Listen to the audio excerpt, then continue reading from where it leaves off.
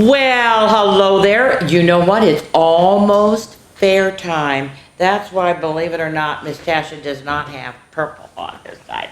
Because it's the county fair, so it gotta look like I'm going to the county fair, right? Well, I am going to read a couple stories about the county fair, but you always have to remember things about Miss Tasha. First of all, what does Miss Tasha just love? Purple. What do I love to eat? I love chocolate. And of course, my wonderful voice. All right. So today I'm going to do I have to tell you this. I brought this, over to a party I went to. My good friend, and she had her two grandkids there, Jack and Samantha. And so I brought this book over to them, and they had more fun because what you do is you put your fingers in here, and then you get to do all these crazy things. So this is Wacky Weekend. It's by Mark Schulman. It's illustrated by Jenny B. Harris. Copyright is 2003. The publisher is Sterling Publishing Company. And this is just a riot. All right, so this, I really wish, believe it or not, you guys, I hate to tell you this, I got this so many years ago. It was only $1.49. But it's really cute. Here we go. Wacky Weekend. Super swinging. Whoa! There you go. Look at that. Oh, yes. Okay, what's next? Jumping jacks. Now, this is kind of hard. Jump jacks. Jumping jacks. Jumping jacks. Jumping jacks. Okay, what's the next one? Ooh, slippery skateboard. Oh, no, it's falling. See, kids, they did. The Jack and Samantha had a great time doing this. Okay, running, really running. Okay, I'm running.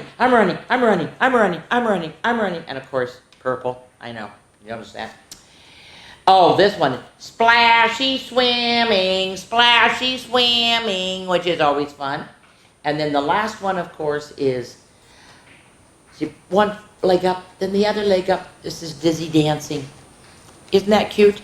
These kind of things are fun because the kids can just have a good time on their own, okay? All right, now my next one, you're not going to believe this. Miss Tasha does not actually have a kitten hat. I cannot believe I don't have a cat hat. But that's just the way it goes. That's why I have to wear something like this. This is 10 Little Kittens. It's by Marion Harris. It's illustrated by Jim Harris.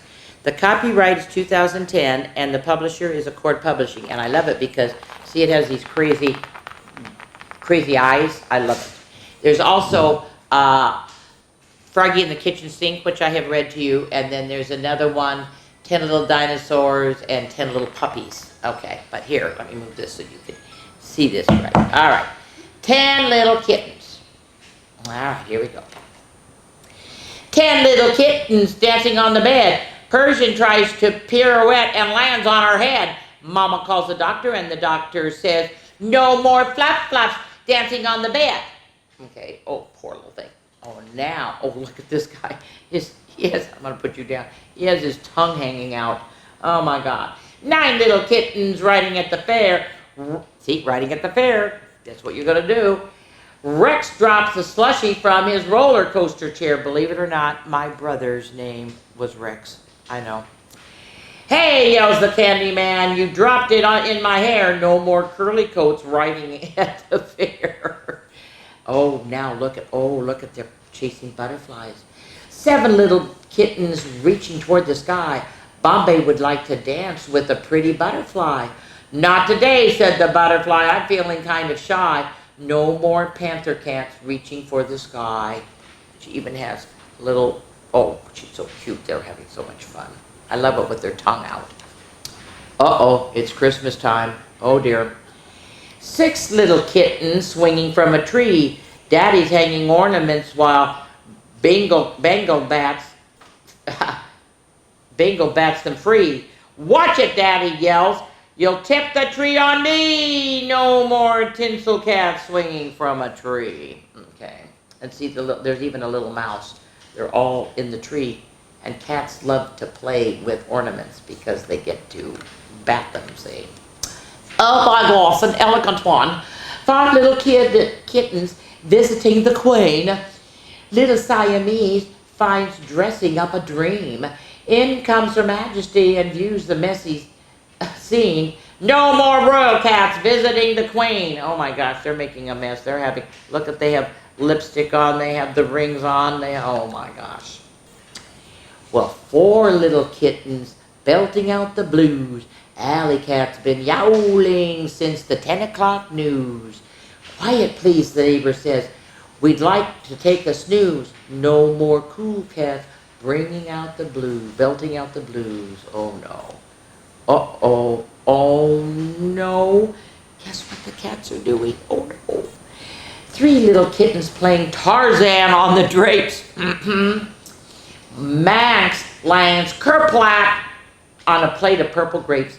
Bravo, cheers the spider, and I like the shredded drapes. No more stumpy rumps playing Tarzan on the drink. You see, there's the mouse. And there's all the grapes. Oh my goodness gracious, those little kittens. Uh-oh, what now? 2 little kittens dining out in style. Tuxedo thinks the food's the best he's had in quite a while. Pardon me, a pigeon coos, but that's a garbage can.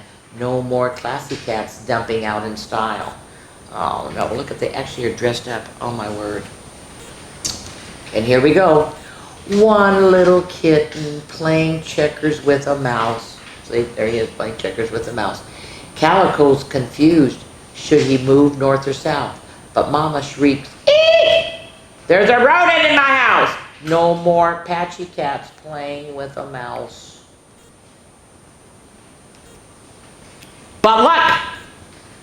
Who is this? Peeking out at you. I guess they do allow kittens at the zoo. And it is a tiger. It's a little tiger. Oh, I know. Isn't that good? All right. Now, I have to take this off, guys. It's just driving me nuts. Sorry about that. All right. So now the Amador Fair is July 29th to August 1st. So I had to read, Mika asked me, she goes, could you read a couple of books about county fairs? Well, believe it or not, the last time I read a book about, from Tasha Tudor, my namesake, and A is for Annabelle. Well, this is Corkyville Fair. And Tasha Tudor wrote it and illustrated. In real life, Tasha Tudor had many corgi dogs, and I'm going to show you the pictures of, these are all her dogs that she actually had, guys. And so they're the heroes in the, and these are all her dogs. Are you ready? To my beloved corgis, Farley Jr., Mr. B, Mrs., Megan, Caleb, Snap, Farley, and Corey. She really did. And I actually got to meet her when I was a sophomore in college, and she really did have a lot of corgis. And this is a picture of Tasha Tudor with a corgi. And she should have not, I think I told the last time, she should not have been born in this century, because she lived like she was in the 1830s in her home in New Hampshire. But here you go. Now, it might be a little long, but it's such a cute story. It really is. I think you're going to like it. All right, here we go. You over here. Okay, west of New Hampshire and east of Vermont is a village. Its name is Corkyville. It has a church, an inn, a post office, a general store, and a Civil War statue. It's inhabited by corgis, cats, rabbits, and bogarts. Well, Mr. Brown raises racing goats. Corgis use goats instead of horses. On Fair Day, there is a rivalry between the Browns and the Tomcat family, who come from another side of town. Well, Mr. Brown is first selection and road agent. Mrs. Brown is a good mother and sees that all is in order at home and that Mr. Brown's slippers and pipe are where they should be. Well, Caleb, Cora, and Katie go to school in the winter. In the summer, they spend their time, as everyone else does in Corkyville, getting ready for the fair. One summer, the story is about, Cora was raising gourds to display at the fair. Katie, who was domestic, was making a complete layette for a rag puppy. Caleb was the busiest of all, for besides helping father with the farm, he was training his goat Josephine for the grand race. The first prize was to be 100 silver dollars and an enormous cup, so you can see there would be a lot of competition. But what do goats like to do? They eat anything. Well, Josephine was a spirited goat with a mind of her own and a voracious appetite for things that shouldn't be eaten, such as cigars, pillowcases, flower beds. In fact, greed was her greatest fault. Every good day, Caleb worked with Josephine. He groomed her and he polished her hooves, and each Saturday he drove Josephine to Mert Bogart's place, the bogs in the marsh. Well, Mert and his brothers ran a fireworks factory. They also put on a daredevil show of old cars for the fair. Well, Murr had a way with goats. Now he's interesting. Wait till you see him. Just as gypsies do with horses, he always was ready to help Caleb with Josephine. He wanted Caleb to win the grand prize race. He especially wanted him to win the prize instead of Edward Tomcat. Well, Edgar Tomcat was not popular in town. He was given to wearing loud patterned waistcoats and singing noisily at the moonlights. This disturbed more of the respectable citizens of Corkyville, especially the Reverend Borum Barkadiddy, who had him hinted at that these matters in some of his sermons, but without effect. Didn't help. Well, the reason Mert felt as he did about Edgar was that because of an incident that had occurred at the town meeting last March. Edgar had tied Mert's tail. See, so there he is. So there's Mert. And see, look at, he tied his tail to a chair during a heated argument over the school board. Nothing much had been said at that moment, but Mert was biding his time. Edgar Tomcat was beginning to have regrets, especially he had heard of the Caleb Saturday visits to the Bogarts. The summer wore away as it does in Corkyville. There was a pleasant round of happenings. September came in the smell of grapes along the roadside and a touch of frost in the air. Then the village hummed with activity. The last touches were the prized quilts, the best preserves and jellies, and the largest and most perfect vegetables were carefully harvested. The ladies of Corkyville Congregational Church put on a splendid supper and held a meeting to complete the plans for their float at the fair. See, and here's all the Bogarts. Each day the sound of hammers could be heard from the booths, and they were putting up and grandstand strengthened. Mert's fireworks factory was going to go full blast. Everyone in Corkyville was doing something for the fair. Caleb felt a keen excitement. He was confident about Josephine and her potential for fast speed. He spent more time than ever with her appearance and her diet. He watched her weight like a teenager. Josephine was in perfect condition, but she was hungry. Mr. Brown commented that Caleb to his perseverance. Mrs. Brown thought anxious and motherly thoughts about her son and the race. There's the Bogart. Well, Mert Bogart suggested that Caleb put a padlock on Josephine's stable door at night. He didn't like the lay of the land over at Edgar's. You know what might happen, especially at the fair. Don't leave her unguarded, not for a moment.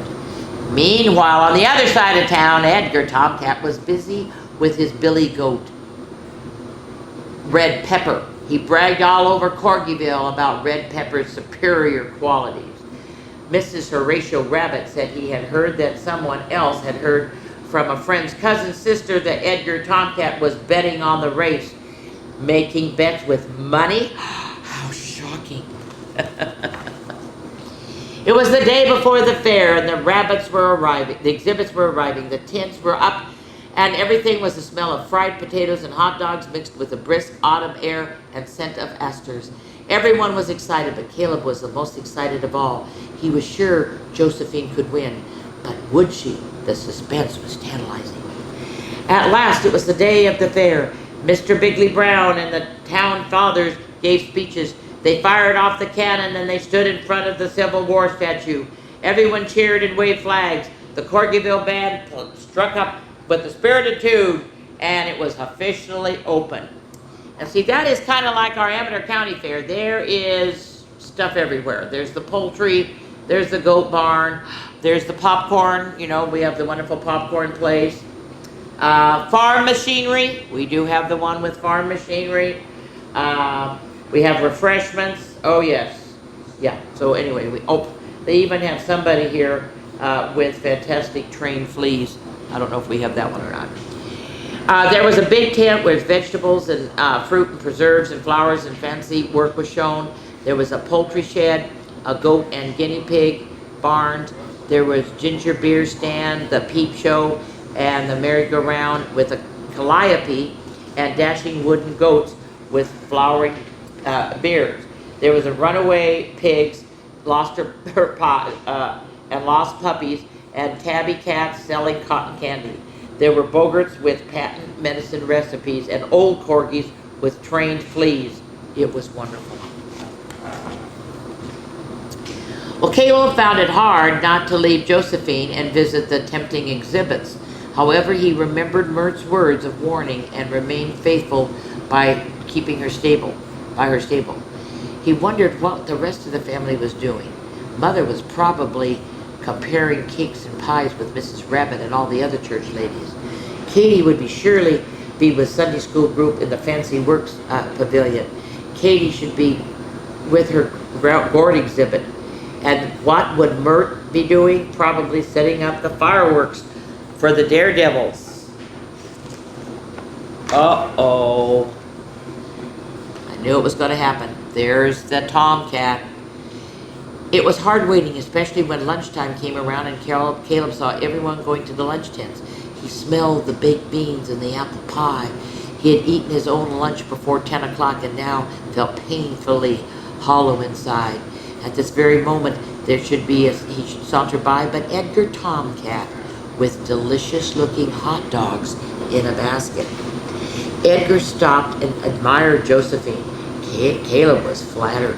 "I'm afraid you're going to give me some keen competition," said Edgar. "That's what I'm aim to do," replied Caleb. And then Edgar purred pleasantly. "You look hungry. Would you like a hot dog?" Caleb's mouth fairly watered. Edgar's feeling might be hurt if he refused. So Edgar was being sporting about Josephine. Caleb took a hot dog. Uh-oh. Edgar continued to talk in a flattering man-to-man, and Caleb felt important. He also felt sleepy, but he rather wished Edgar would go away. In fact, he felt dizzy, and Edgar's purring sounded like a motor in his ears. Or was it a motor? Caleb wasn't sure he had fallen sound asleep in the straw. The hot dog had contained soporific powder to make him sleep. Oh no! What is he doing with Josephine? Edgar switched his tail maliciously and left only to reappear the moment later with a box containing 13 heavy mince pies, 22 strong 5-cent cigars, a box containing 13 and then while Caleb slept, Edgar fed all the things to the greedy Josephine, who gobbled them up with pleasure. She was tired of diets. She got rounder and rounder, and the 19th cigar she had already eaten, the pies, she collapsed groaning. Edgar Tomcat now left this deplorable scene, purring loudly and feeling very much pleased with himself. Already, he seemed to feel a jingle of 100 silver dollars. Well, the bell rang for the saddling and the bridling. Still Caleb slept and Josephine groaned before the race time. The Browns were in the grandstand watching and waiting. It was 10 minutes before the race time. Caleb woke up. Look at that poor goat, you guys. Miss Bogart was checking his rockets before leaving for the race when Caleb reached him, barking out an awful tale what had happened. Bogarts are resourceful. Mert saw instantly what was the one thing to do. Grabbing an armful of rockets, he jumped into his Tin Lizzie with Caleb and roared to the goat stables. It was 5 minutes before race time. They got Josephine to her feet, and then while Caleb saddled and bridled her, Mert ripped open the rockets with lightning speed and fed her as many as she could eat. Fed her rockets? Oh my gosh, do you know what's going to happen? Do you have any idea? Oh gosh. Just in time, bang, went the starting gun, and they were off. The spectators cheered, dust flew, the soda pop Bogart dropped his basket, and all the pops exploded. Edgar Tomcat gnashed his teeth as Josephine passed Red Pepper in a cloud of dust and flying pebbles. Caleb hung on for his very life, and Mert twirled his tail and gave off sparks.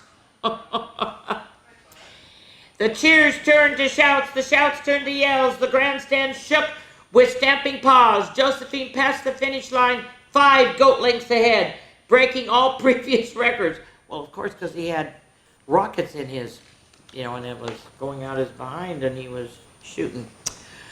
The band broke into Hail the Conquering Hero, and Caleb and Joseph were led to the platform to receive an enormous cup a pile high with 100 newly minted silver dollars. A wreath of roses was placed around Josephine's neck. She managed to eat some. And 2 handsome satin rosettes were attached to her horns. That she ate later. It was a great day for the Browns. Then the gun was fired again, and the spectators sat back in their seats. It was now the time for the grand parade, which Caleb and Joseph proudly headed. They were followed by Miss Corgyville of the Year, holding the trophy they had won. Turn the page and you'll see the whole parade. There is the entire parade. I mean, isn't that neat? They even have a pig. There's the Bogart is even having a pig go it. Isn't that a neat parade? Oh my gosh. After the parade, Josephine was taken to her stall, where I'm sorry to say she finished off her wreath and the 2 rosettes were included. As for Caleb, he and his family, they all, on all of Corgyville, had a marvelous time. They thrilled at Mert's daredevils, who had never put on a more hair-raising show. Number of rabbits fainted during the show. They did up the pie-eating contest, the turkey shoot, and the midway.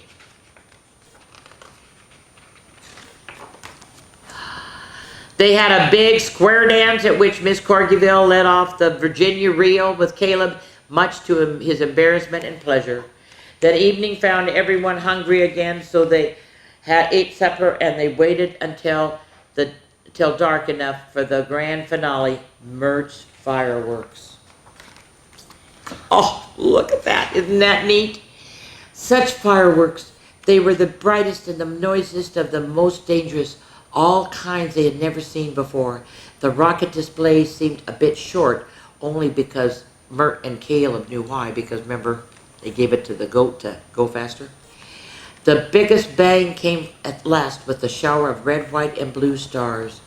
In their midst was 20-foot American flag done in Catherine wheels and supercharged tripods. Then the band played Good Night Ladies, and everyone went home. And here we go. In case you would care to know, Cora and Katie each won prizes too. Josephine never ran another race. She couldn't. She suffered from chronic indigestion from that time on. Edgar Tomcat left town and nobody missed him. P.S. Caleb gave Mert $50 to make needed improvements in his firework factory. The other $50 he put in the bank toward college. Wasn't that neat? I know. That was a good one. Okay, the next one. Now, this author is very well known. Her name is Laura Ingalls Wilder. They even had a TV show, Little House on the Prairie, about Laura Ingalls Wilder. Well, she wrote County Fair, and it was illustrated by Jolie Wheeler. The copyright was 1997, but it was adapted from all of these little house books that were from 1933 and 1961. HarperCollins Publishers, and it's a trophy picture book from the Little House Trust. And this is the county fair. All right. Once upon a time, a little boy named Almanzo lived in a farmhouse in New York State, countryside. He lived with his father, his mother, his big brother Royal, and two big sisters, Eliza Jane and Alice. You can tell this is an old story. Early one morning, they all set out for the county fair. Father placed under the buggy seat the box of pickles and preserves and jellies that Eliza Jane and Alice had made. Alice was taking her wool work embroidery too, but Almanzo's pumpkin had gone to the fair the day before in the wagon. It was too big to fit in the buggy. Well, the roads were filled with people in their best clothes, all going to the fair. Mother and Royal and the girls got out of the buggy and at the fairgrounds, but Almanzo rode on with Father to the sheds and helped unhitch the horses. Almanzo wanted to see the animals first. And now this is the same thing at our Amador County Fair. He and Father went past the tall grandstand in the church building where Mother and the girls were helping prepare dinner. Everywhere the men were shouting, "Step this way, only 10 cents, prizes for all." Oh, look at the horses. Finally, Almanzo and Father reached the stockades.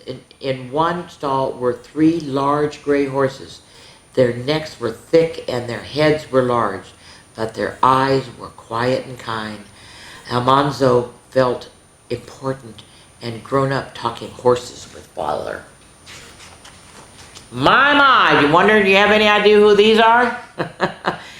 Next, for the horses, there was a crowd of men and boys around a stall. No, not even Father could see what was in it.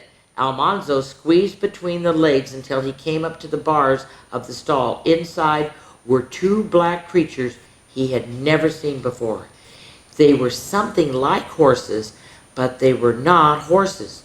Their ears were like rabbits, and the ears and their tails were almost bare.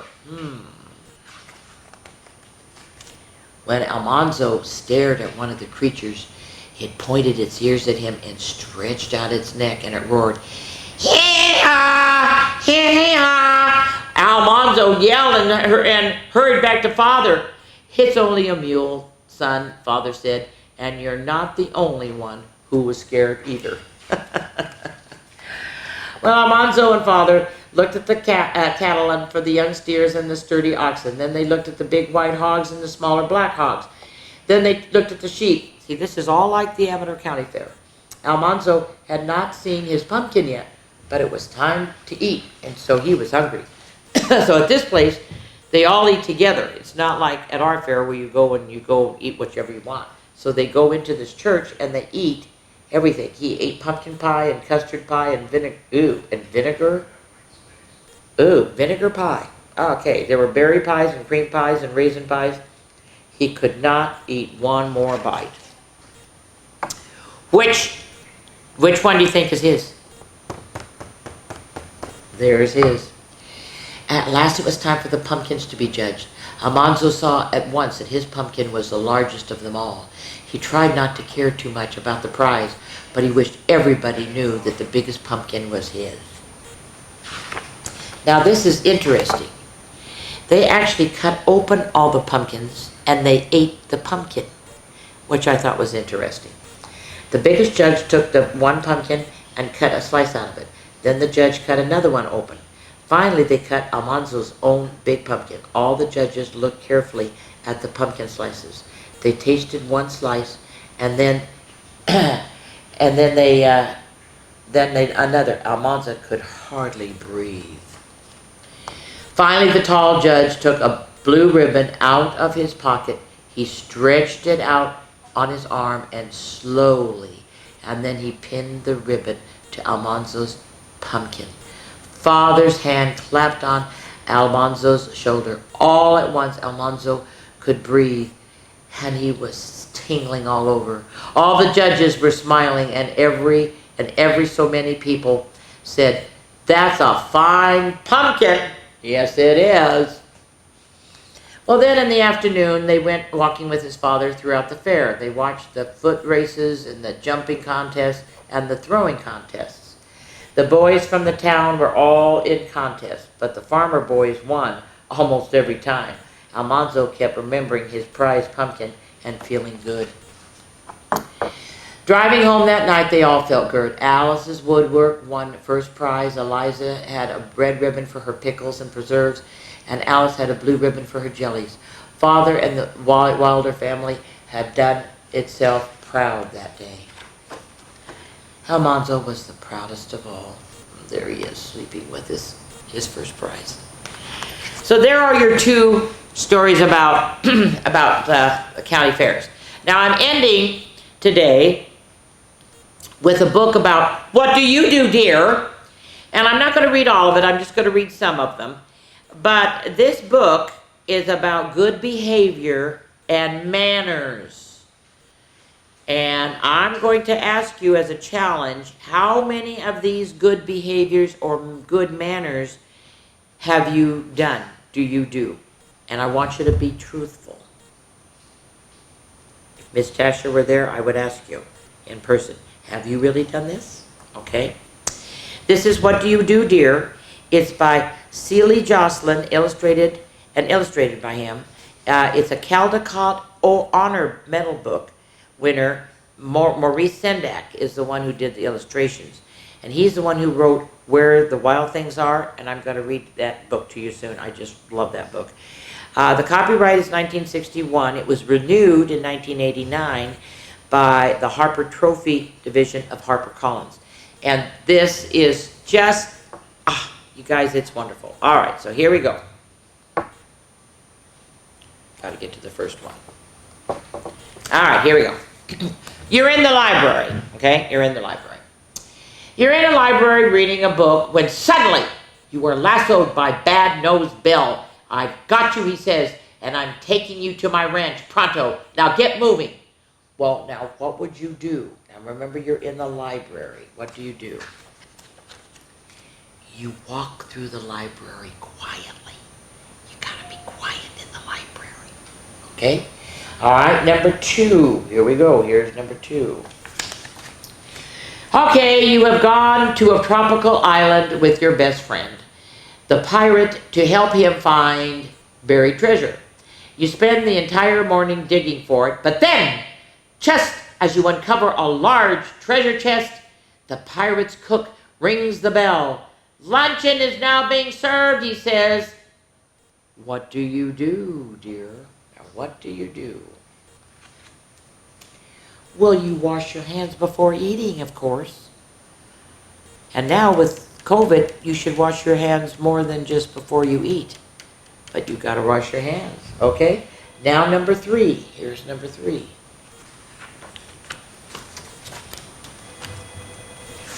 Here's number 3. All right, you are one of Robin Hood's merry men, and you are sitting in Sherwood Forest reading a good book. Suddenly, the sheriff of Nottingham appears and he says, "I must take you to jail, although, forsooth, I am sorry to interrupt while you are reading." Now, what do? Well, you find a bookmark, and he happened to find the horse's tail to save your place where you were reading. Instead of bending down the thing, you find a bookmark, like a leaf or something like that. Not maybe a thing, but anyway. Okay, now number, what am I on now? Was that number, that was number 4? Yes, okay, now number 5, here we go.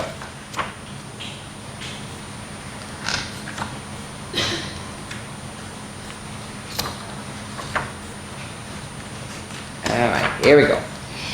You are at the North Pole, sitting in your igloo, eating a bit of blubber, when in comes a huge lady polar bear wearing a white fur coat.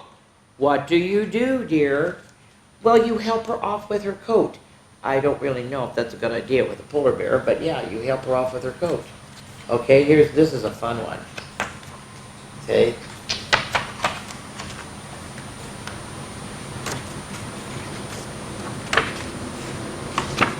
All right. You have just taken a great mouthful of pudding when into the dining room rides a handsome prince on a white horse. He says, "I am a handsome prince. Would you care to marry me?" Now what would you do, dear? I love this one. You swallow what you are eating before you speak. Yes, you don't just go, "Where you swallow." You have to swallow what you're eating. Okay, we have one more. This is a good one. All right. You and your friends are at the princess's birthday party, and everyone's having a delightful time. Only then the footman announces the unexpected arrival of a large, hungry dragon. And what do? You remember to thank your hostess for a lovely time, and then of course everybody leaves. Okay, I think that's it. That's all for July. I hope that you enjoyed some of those books and some of my crazy antics that I do. And I will see you all in August. Bye-bye.